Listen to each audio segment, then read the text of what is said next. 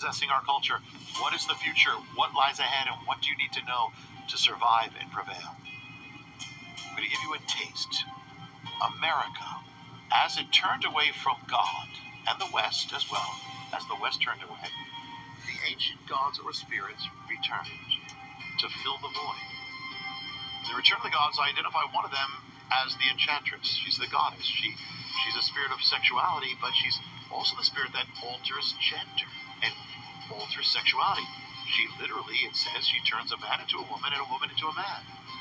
The movement that has altered sexuality in modern America and the world, that altered gender and celebrated it in the name of pride, all began on a summer night in 1969 on the streets of New York City in the riot called Stonewall. The amazing and stunning thing is that on that night that it began, the signs of the ancient goddess, the spirit that alters sexuality, began manifesting in the midst of the streets, the riots.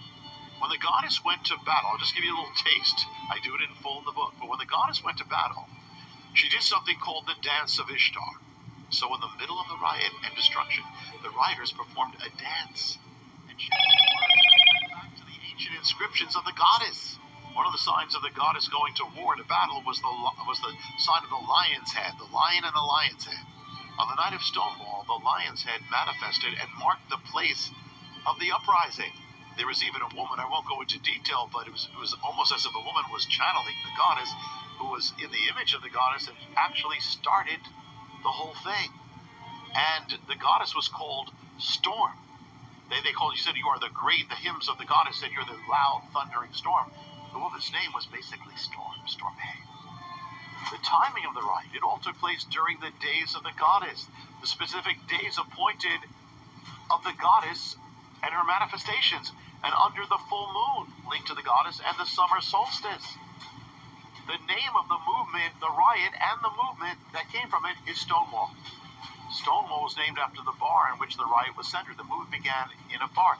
The goddess, the Stonewall, the goddess was known to inhabit, possess alehouses from the days of Mesopotamia, or bars. And the rioters tried to violently break into that bar, even set it on fire. I found an ancient inscription that I reveal in the book, where it said of the goddess, "You are the stone that breaks the stone wall." Stonewall.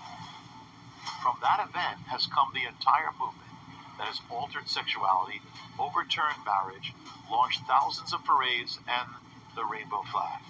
It all began when the signs of the ancient goddess manifested on the streets of New York City. What we are now dealing with, what is now overtaking our culture, isn't new. It's ancient and it's spiritual. And the only way you can live and prevail is to do it in and by the Spirit of God. This is just a taste of the mystery revealed in full in The Return of the Gods, the latest book I've written. This book reveals everything.